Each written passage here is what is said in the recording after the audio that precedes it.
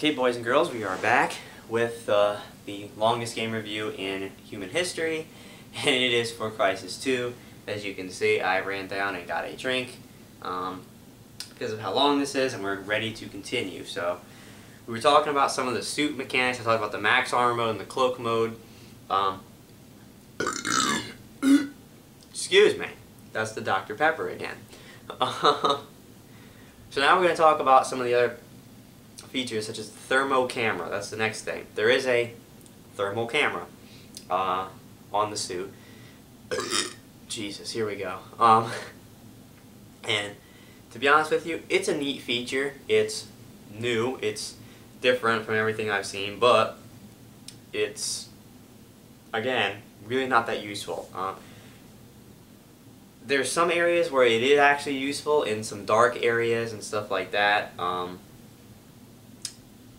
It helps you to see the enemies and stuff like that. And again, it's neat to use in a couple of areas, but as far as the overall gameplay, it's really not very effective. I mean, most of the time this stuff takes place in very brightly lit, sunlit days, so you really don't need it. Sometimes they use a really annoying smoke mechanic. Sometimes smoke will appear for no apparent reason, and you can't see a thing, and then it's useful. You know, I don't know why they use their random smoke, but they do. And the last thing I want to talk about, which is a source of some debate, and I'll talk about that when I read the game review, but it's, come on computer, stop going to sleep. It's called the tactical visor, and basically if you hold down up on the directional pad, it brings it down, and basically it shows you 3 or 4 areas where you can scroll over, and it'll say, they're called tactical options, and basically they mark the ammo resupply areas. They mark certain other things. They call it, like I said, tactical options, where basically you'll scroll over and it says flank, or climb ledge, or grab, which is usually like a weapon, and basically it spoon feeds you things in the game that the developers put in the game intentionally for you to do. Like a tunnel or something like that will be a flank, and I tried that one time and I ran in and it's like, oh, it's a deliberate tunnel that the developers put there for you to flank. Like, you can't flank on your own, you're just not that smart. So you do it, and I went under the street, and when I came up on the other side, I popped up, and the entire enemy team just turned and faced me and started shooting me again. So it really didn't help. It wasn't a flank. I went to the other side of the map, but when I did, they were all staring at me when I popped up and lit me up with bullets. So they don't even work half the time.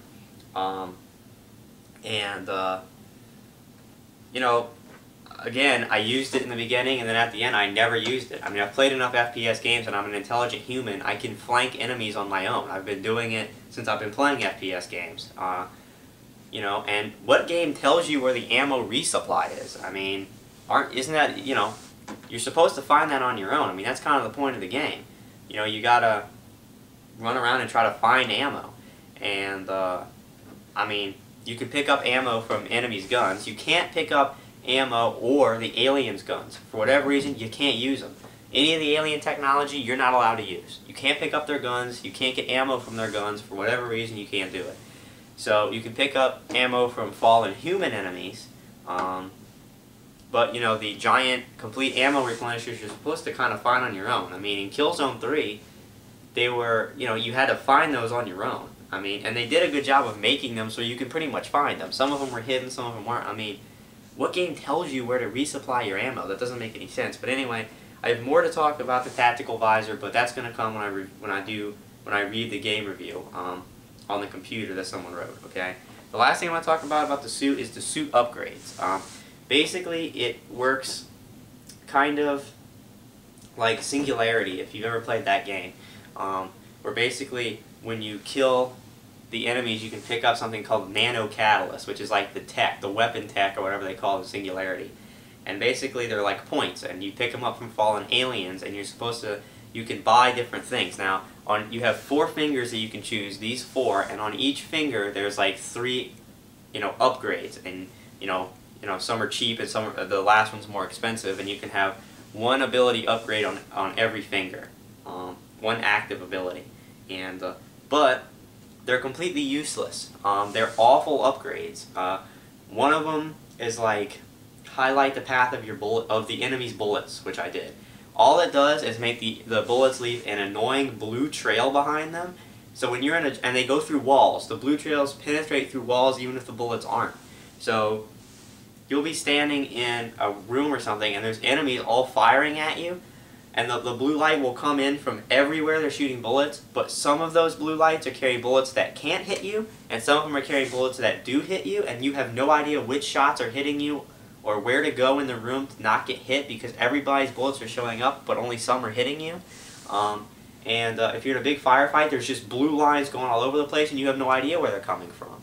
And it's basically a giant laser show in your face, and it makes no sense.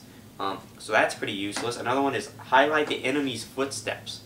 Well, this AI doesn't really flank you, so highlighting where they go is kind of stupid. I mean, it doesn't really make any sense. Another one is like you can do an attack when you're in the air. You can jump and do like an aerial kick. I mean, who the hell does that? I did it and I never used it because I never found a good opportunity to do it. Some of them are like increase your energy a little bit, or the time you regain your energy, or stuff like that, which are minorly helpful. But other than that, the suit upgrades are really bad. I mean, you really have no reason to even try to upgrade the suit because it really doesn't do anything for you. So that's the deal with your suit, which is supposed to be the major part of this game, is really you know? So moving on. The next thing I have is the combat in the game. How's the combat? Well, first and foremost, I have something down here that says random spawning. And basically what I mean is that if you clear out a level, or an area of a level, and you move up through it, sometimes you will be moving through and you've cleared out everything up to this point. All of a sudden you'll start to get shot from behind you, from areas that you already cleared out, or so you thought. What this game does, for some reason, you'll clear out an area and it'll start spawning enemies again in the area that you just cleared out.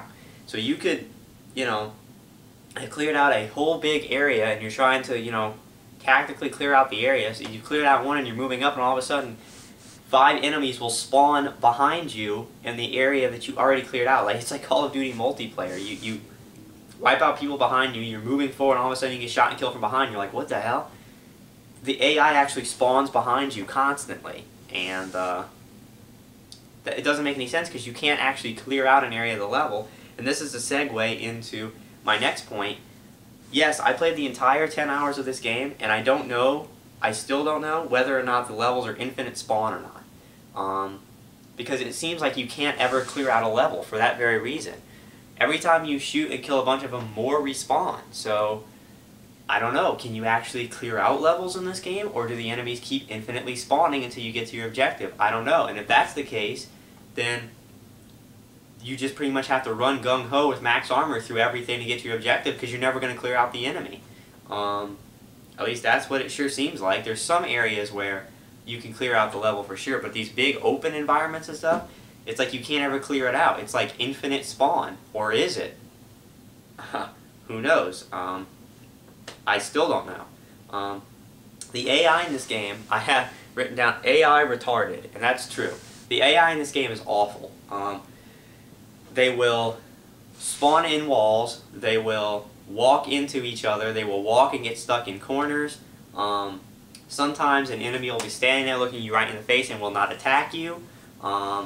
If you have a long-range shot on an enemy, sometimes they'll just stand there and let themselves get killed and not actually try to find you or take cover or attack you. They have no real battle plan. Like I said, it's just random spawning of these enemies, and they're really pretty stupid. They're really bad AI. They're awful AI. And again, the tactical visor from the suit comes into this play. As far as combat's concerned, it's supposed to help you in combat. It really doesn't, and who's going to take time to use tactical option? Most of the time I walk up there to like a high point and use tactical visor, and be looking around, and they start shooting me. So it's, you quickly forget about the tactical visor and really don't even use it.